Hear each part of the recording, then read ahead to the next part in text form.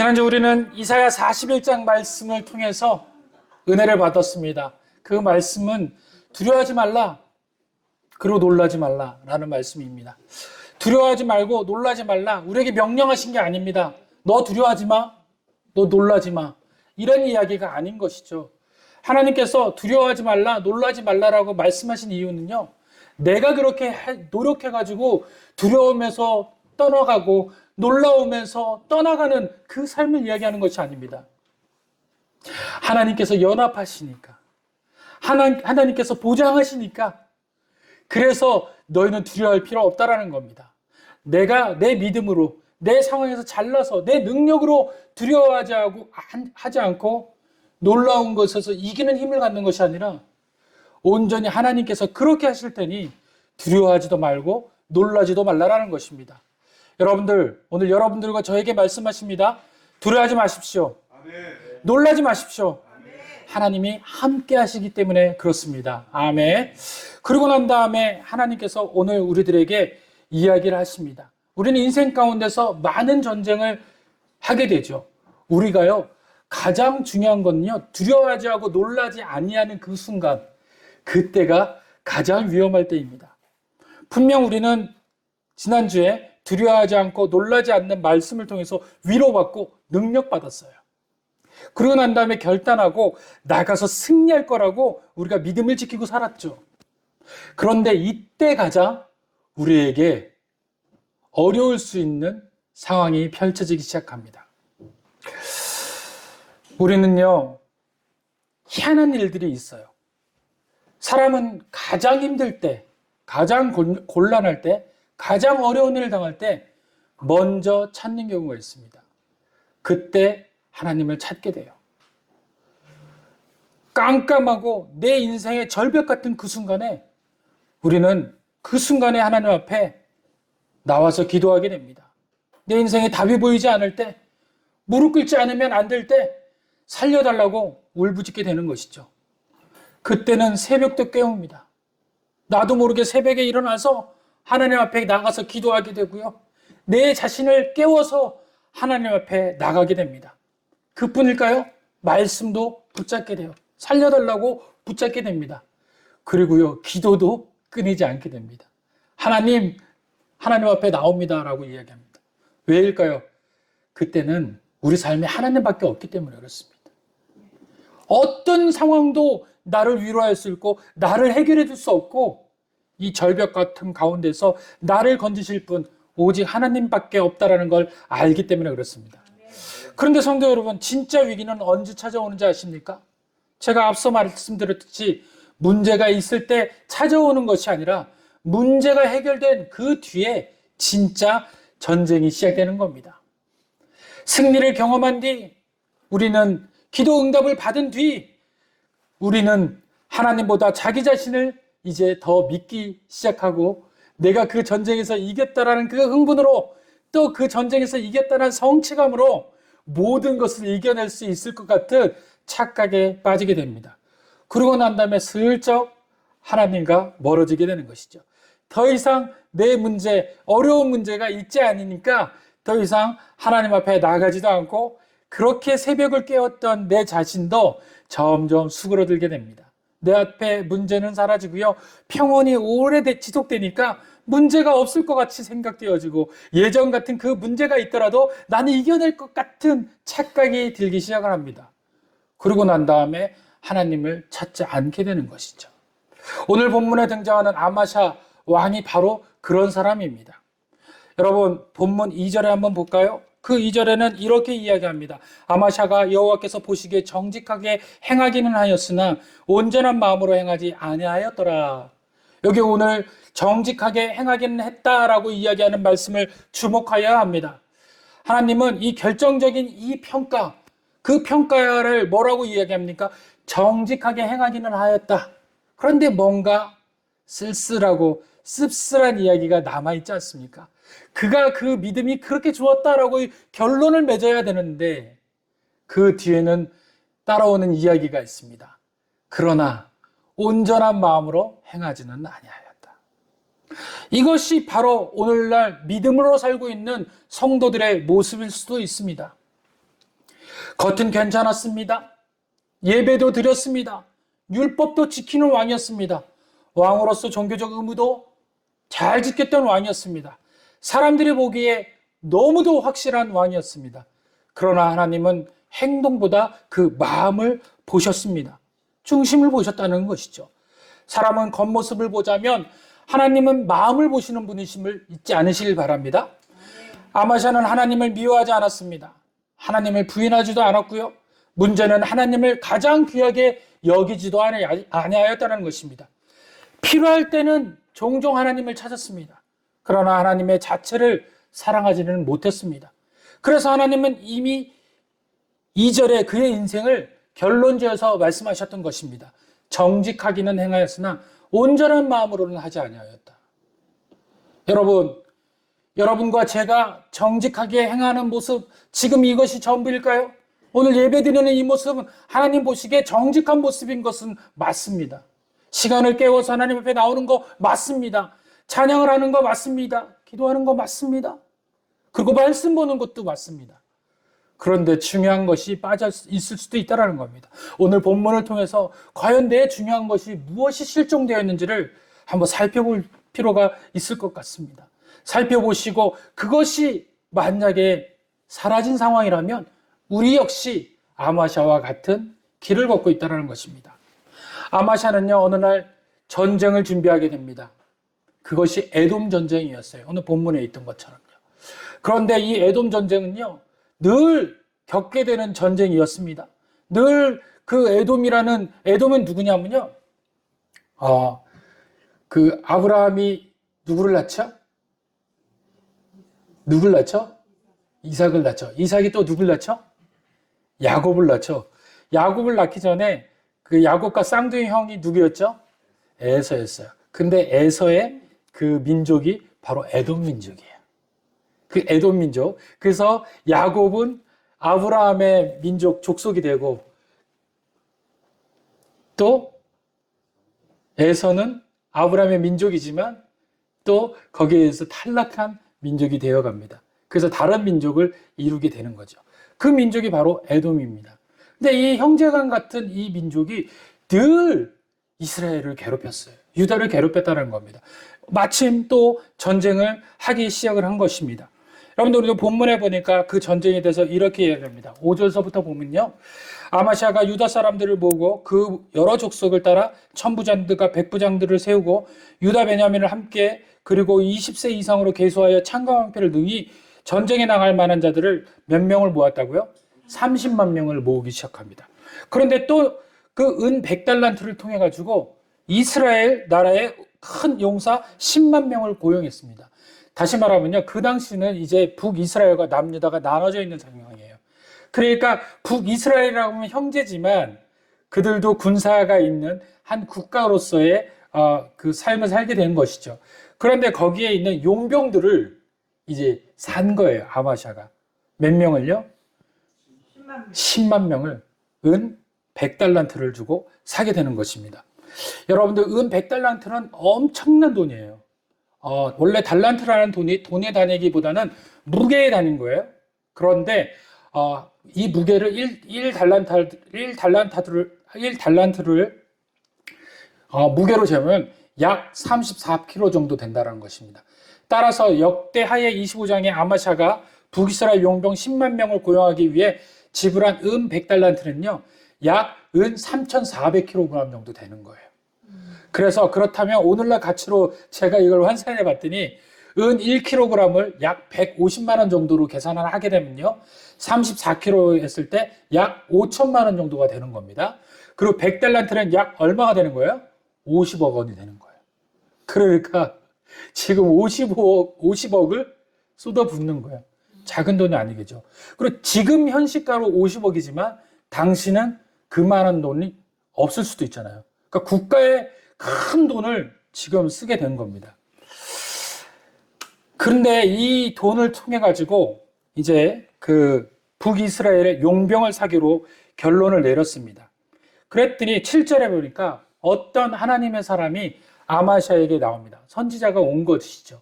그럴 때 이제 이 아마샤 왕에게 이렇게 이야기합니다. 이스라엘 군대를 왕과 함께 가게 하지 마옵소서. 다시 말하면 용병 사지 마십시오. 하나님께서 이스라엘 곧 에브라임 자손과 함께하지 아니하십니다. 다시 말하면요, 그 용병들과 함께하지 아니할 것이라는 거예요. 8절 한번 보여줄까요? 그랬더니 왕에게 또 이렇게 이야기합니다. 왕이 만일 내 말에, 지금 선지자가 이야기하는 말을 만약에 듣지 않으시거든 힘써 싸우소서. 그러니까 만약에 말을 듣지 않고 용병을 사가지고 전쟁을 할 것 같으면 죽을 힘을 다해서 전쟁을 하라는 거예요. 그런데 하나님의 왕을 적군 앞에 엎드려지게 할 것입니다. 죽어라 싸워도 어떻게 된다는 얘기예요? 패한다는 얘기예요. 싸울만 나겠어요, 안 나겠어요? 안 나는 거예요. 엎드려지게 할 겁니다. 하나님이 능히 돕기도 하시고 능히 패하게도 하십니다. 어떻게 할 것이냐는 거예요. 네가 하나님을 믿을 것이냐? 아니면 네 자신에서 일어나는 일대로 할 것인가? 하나님께서는 네가 그렇게 하더라도 하나님은 만약에 하나님에게 돌아오게 한다면 약하다라고 생각하는 너희가 승리하게 될 것이고, 또 강하다라고 생각해가지고 용병까지 해가 너희가 전쟁에 이길 것이다라고 한다 하더라도 너희가 패하게 될 것이다라는 거예요. 이 둘 중에 하나를 선택하라. 믿음으로 선택하라 라고 이야기하는 것입니다. 그랬더니 아마샤가 9절에 봅니다. 아마샤가 하나님의 사람에게 이르되 내가 100달란트를 이스라엘의 군대에 주었으니 어찌할까? 우리의 믿음이 바로 이와 같다라는 겁니다. 제일 중요한 것은 무엇입니까? 알겠어. 그래. 하나님 말씀 따를게. 그런데 하나님 말씀을 따르는데 100달란트는 어떡하지? 50억은 어떡하지? 그 50억은 다 날리게 됐는데 어떻게 하지? 라는 것입니다. 다시 말하면요, 말씀은 알겠습니다. 그러나 제 손에는 어떻게 합니까? 이것이 오늘날 우리들이 갖는 믿음의 출처이고 신앙의 문제점이라는 것입니다. 이 질문이 우리의 질문 아닙니까? 우리는 하나님의 놀라우신 은혜들을 그냥 믿기만 합니까?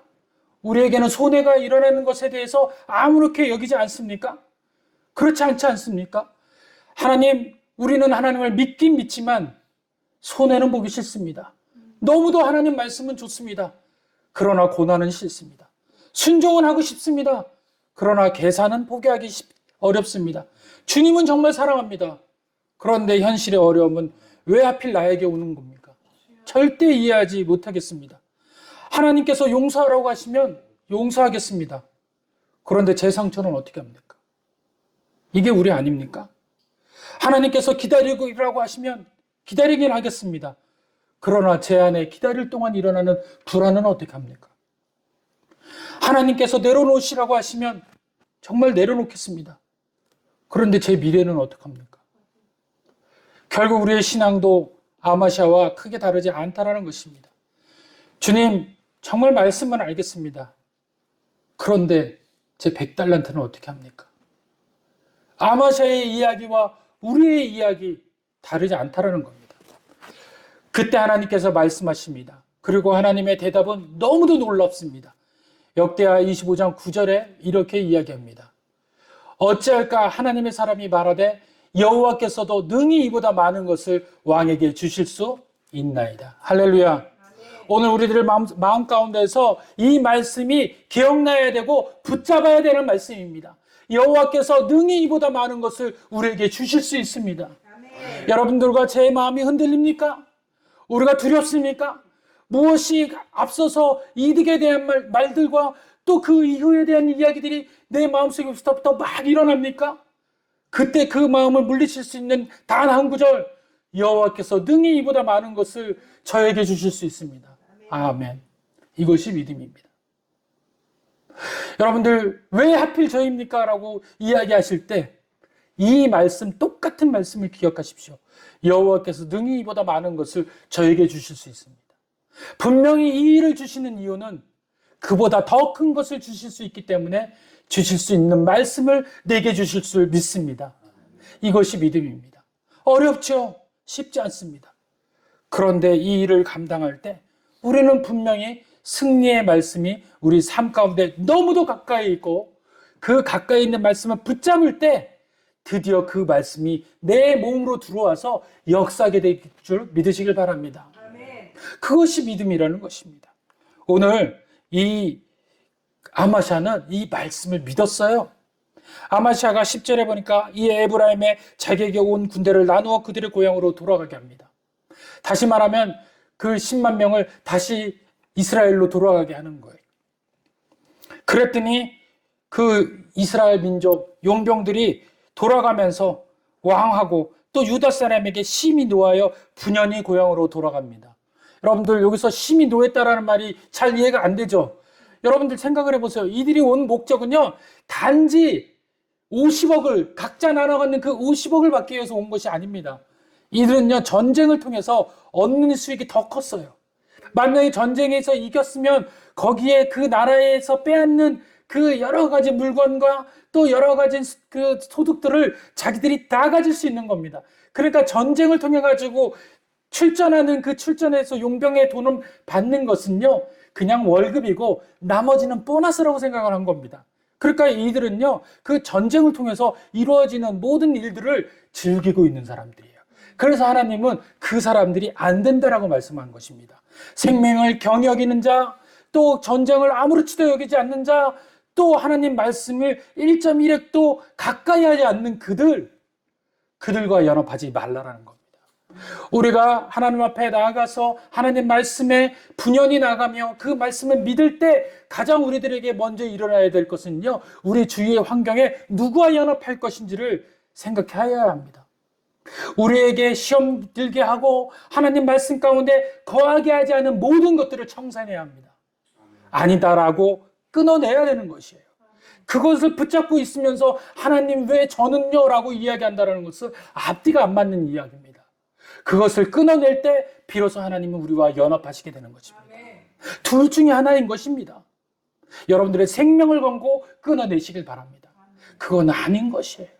하나님만 바라보고 나가시기를 권고드립니다. 축복드립니다. 아멘. 그래서 그들이 돌아갔는데 11절에 보니까 아마샤가 그 모습에 담력을 얻었다라는 거예요. 하나님의 은혜의 담력을 얻었어요. 그리고 그의 백성을 거느리고 소금 골짜기에 이르러 세일 자손 10,000명을 죽였습니다. 소금 골짜기라는 것은요, 연합의 골짜기고요. 그 골짜기는요, 승리의 골짜기면요, 또 그 골짜기의 이름은요, 언약을 상징하는 골짜기입니다. 또 보존을 상징한 거예요. 소금은 변함없는 언약과 변함없는 보존을 이야기합니다. 다시 말하면 소금은요, 변질되지 않는 것을 다 상징하는 것입니다. 그런데 놀랍게도 아마샤는 소금 골짜기에서 승리를 했습니다. 그런데 후 말씀에 보면요, 그의 마음은 변질되기 시작합니다. 분명히 그가 있었던 것은 소금 골짜기, 변질되지 않는 곳에 있는데 그의 삶은 변질되어 가게 되는 것이죠. 왜 그럴까요? 그 이유는요, 하나님을 보시기에 정직하게 행하기는 했지만 온전한 마음으로 섬기지 아니했기 때문에 그렇습니다. 두 가지 마음이 있었기 때문에 그렇다는 거예요. 하나님 앞에 예배드리고 기도하고 열심으로 봉사하고 하나님 앞에 보이는 것, 또 주위에 있는 보이는 모든 사람들 앞에서는 야, 저 사람 정말 하나님을 잘 섬기는 사람이야, 꼭 신약 성경에 누구누구들처럼 그렇게 보이긴 했지만 실제적 그 마음밭은 하나님과 멀리 떨어져 있는 것입니다. 둘만의 관계에 있을 때는 하나님을 그토록 찾지 않고 그토록 예배하지 않는 마음 상태에 그냥 겉모습만 하나님을 사랑하는 상태, 그 상태였던 것이죠. 그런 상태였을 때 제일 문제는 정말 어려운 상황이 닥칠 때 그때 그의 마음이 드러나게 돼 있다는 겁니다. 오늘 아마샤의 마음이 어떻게 드러난지 한번 보시길 바랍니다. 아마샤가 10,000명을 사로잡고 에돔 사람 10,000명을 사로잡고 그들을 데리고 바위 꼭대기에 올라가서 거기서 밀쳐 떨어뜨려서 그들의 온몸이 부서지게 하였습니다. 다 죽였습니다. 아마샤가 자기와 함께 전장에 나가지 못하게 하고 돌려보낸 군사들이 사마리아에서부터 베드론까지 유다 백성들을 약탈하고 사람 3,000명을 죽이고, 이 얘기가 뭐냐면요, 이스라엘 백성, 다시 말하면 용병들이 돌아갈 때 화가 막 난 거예요. 그리고 전쟁의 소리를 들었더니 전쟁이 이긴 거예요. 아마샤가 에돔 사람을 이겼다라는 거예요. 그리고 10,000명까지 죽였다라는 소리를 아마 들었겠죠. 그랬더니 이 용병들이 화가 난 거예요. 그 전쟁에 우리가 참여했으면 다 가졌을 텐데, 10,000명 죽이고 남는 그 전리품들을 우리가 다 뺏었을 텐데, 이놈의 아마샤 때문에 우리가 갖지 못했구나. 그래서 돌아가면서 아마샤의 유다 백성들을 3,000명을 도륙하기 시작한 거예요. 화풀이로. 그러면 많은 사람들이 이야기합니다. 아마샤가 결론은 무엇이었어요? 하나님 말씀 들어서 승리했는데 왜 삶 가운데 이런 고통이 임합니까? 그거 아닙니까? 오늘 이야기를 들어서 아마샤는 하나님 말씀 듣고서 그들을 돌려보냈잖아요. 그리고 그 말씀대로 전쟁에서 승리했잖아요. 그런데 왜 우리들에게 이런 삶 가운데 일어나는 겁니까? 우리들이 하나님 말씀 잘 듣고 하나님 말씀 믿고 또 목사님 말씀 설교를 통해서 도전받아서 그 말씀대로 살겠노라고 했는데 그 다음날 그 말씀의 은혜 가운데서 뭔가 해결될 줄 알았는데 해결이 안 된 걸로 인해서 상처받고 돌아와서 말씀 다 거짓말이네요. 하나님 이래서 하나님 싫어하는 거예요. 하나님 말씀대로 살겠노라고 약속해줬는데 왜 저는 점점 어렵죠? 이렇게 고민할 때 많잖아요. 자, 오늘도 아마샤도 똑같은 상황입니다. 그런데 제일 중요한 거는 아마샤가 스스로 하나님 앞에 정직하게 행하여서 온전한 마음으로 하나님 앞에 연합한 사람이었습니까? 아니었어요. 행위로적으로는 정직하게 보였지만 그 마음은 연합하지 않았단 말이에요. 그래서 하나님께서 그 마음도 연합하라고 그에게 선지자도 보내주고 그의 마음을 돌이키려고 하신 겁니다. 그래서 그가 더 큰 문제를 얻을 수 있는 건데 그 마음의 문제들을 축소시키신 거예요. 막으신 거예요. 이 정도로 하나님께서 그의 삶 가운데에서 일어날 수 있는 그 일들을 하나님께서 작게 만드신 겁니다. 3,000명으로 만드신 거예요. 어쩌면 이거보다 더 큰 일들이 벌어질 수 있었죠. 분명히 하나님께서 뭐라고 얘기했어요? 망한다라고 그랬잖아요. 전쟁에서 패한다라고 그랬잖아요.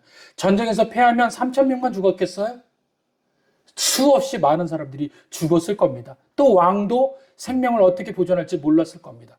그런데 자기도 생명을 보존하고 백성의 큰 많은 인원들을 보존하게 됩니다. 그 중에 3,000명이 희생당했어요.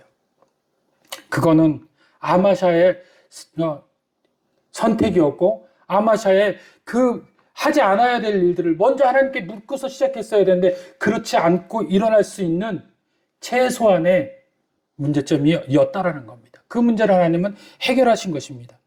보니까 13절에 보니까 14절에 보니까 아마샤가 에돔 사람들을 죽이고 돌아올 때 이제 문제는 여기서부터 시작됩니다.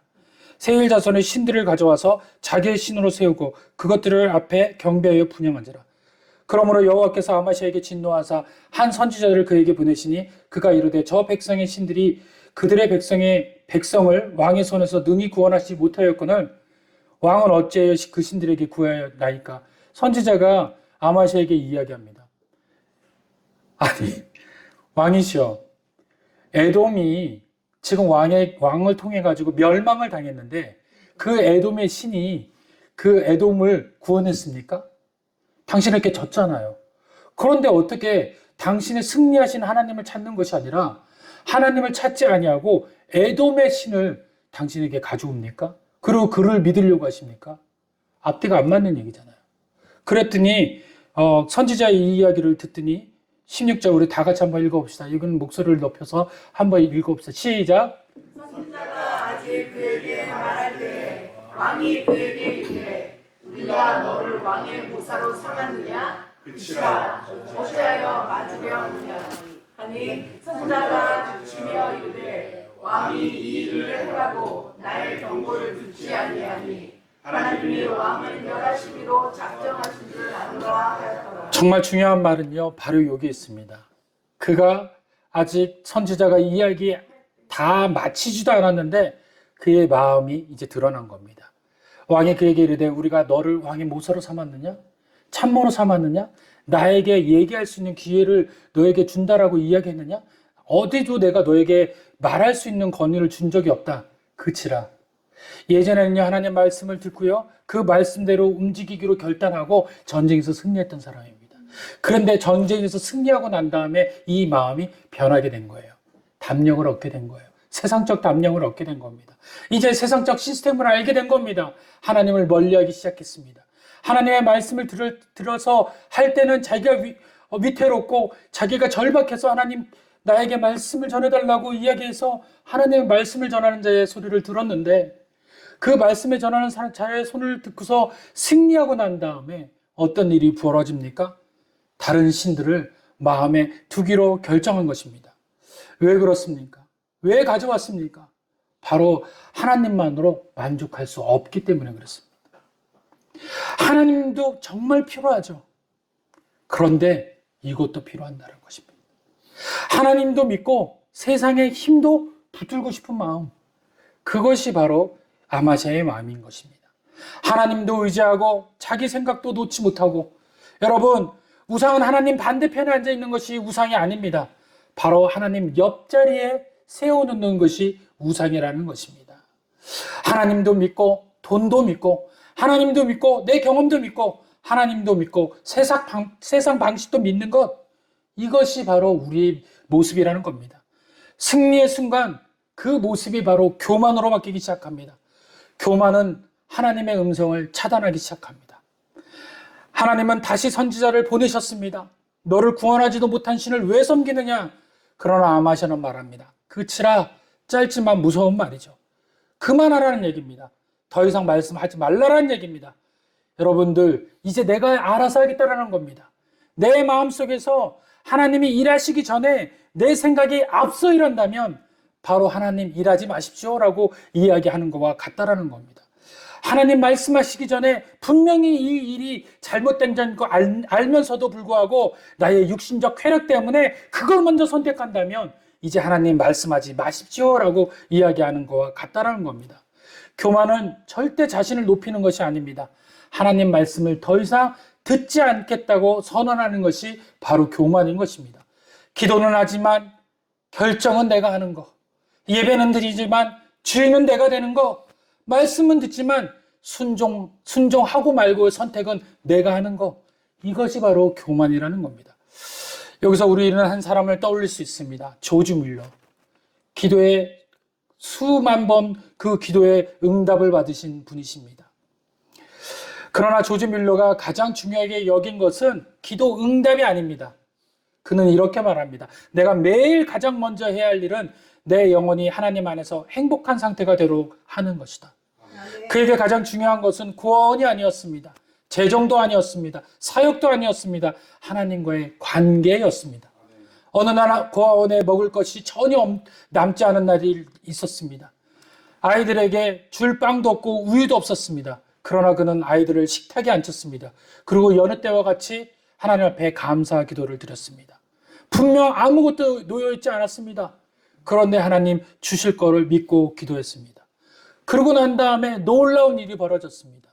빵 공장에 문제가 되어서 빵이 남아서 돌아오는 것을 다 폐기할 수 없어서 고아원에 가져온 이 사건이 일어났고, 그 고아원으로 가져온 그 빵을 식탁 위에 놓는 순간 가다가 우유, 그 당시 때는 이제 우유가 마차에다 싣고 가는데 그 마차에 바퀴가 고장이 나서 우유가 전부 다 줄 수가 없는, 상할 수밖에 없는 그런 낭패에 있는 사람들이 우유를 들고 고아원에 찾아온 것입니다. 이렇게 하나님은 그렇게 조지 뮬러의 기도에 응답하시는 겁니다. 하나님은 조지 뮬러를 사랑했습니다. 또한 조지 뮬러도 하나님을 사랑했습니다. 하나님께서 이야기하는 그 은혜들을 너무도 감사히 여겼던 분이 바로 조지 뮬러였습니다. 조지 뮬러는 빵이 생길 것을 예언한 사람이 아닙니다. 하나님이 어떤 분인지를 알았던 사람이 바로 조지 뮬러였던 것입니다. 하나님의 신실하신 분임을 믿었고 하나님이 자신의 필요로 아신다는 사실을 신뢰했습니다. 결국 하나님은 필요한 것을 채워주셨습니다. 그러나 사건의 핵심이 빵이 아니라는 겁니다. 우유가 아니라는 겁니다. 공급보다 공급자를 더 신뢰했던 사람, 그 사람의 마음이라는 겁니다. 응답보다 하나님을 더 사랑했던 사람의 중심, 그것이 오늘 이 본문의 핵심입니다. 오늘 이 본문에서 아마샤는 하나님의 도움을 원했습니다. 조지 뮬러는 하나님 자신을 원했습니다. 정말 다른 것입니다. 우리가 오늘 하나님 앞에 나와서 하나님의 도움을 원합니다라고 기도하는 것이 아니라 이제 하나님 하나님이 저의 주인 되어 주시옵소서. 저는 이제 하나님이 필요합니다 라고 기도가 바뀌어야 됩니다. 아마샤는 하나님의 손을 원했습니다. 조주밀러는 하나님의 얼굴을 원했습니다. 아마샤는 승리 후 하나님보다 자기 생각을 믿었습니다. 조주밀러는 응답 후에도 하나님을 더 신뢰했습니다. 우리는 어떻게 합니까? 예배는 이미 정해진 시간입니다. 하나님께서 구별해 놓으신 시간이고요. 회의는 사람이 만드신 시간입니다. 조정할 수도 있습니다. 그런데 우리는 무엇을 선택하라 그러냐면 회의를 먼저 선택합니다. 그리고 하나님이 이미 구별해 놓으신 예배를 참여하지 않습니다. 예배가 더 중요하지 않아버리는 것입니다. 분명 나는 하나님을 사랑합니다. 말씀도 좋고 또 기도도 좋고 상황도 좋습니다. 그러나 결정적인 순간에는 하나님을 찾지 않고 인간적 상황에 방치하게 되어진다는 것이죠. 우리의 모든 순간에는 하나님보다 중요한 것은 다 변경할 수 있는 시간입니다. 피할 수 있는 시간입니다. 피할 수 없는 시간을 가지고 있는 것이 아니죠. 그러나 조정 가능한 상황인데도 하나님 자리를 가장 먼저 양보하고 있다면 우리는 한번 스스로에게 물어봐야 합니다. 나는 하나님을 믿고 있는가? 아니면 하나님을 귀하게 여기는가? 필요한 것은 상황 따라 찾습니다. 그러나 귀한 것은 어떤 상황에도 우선순위 되어진다는 것입니다.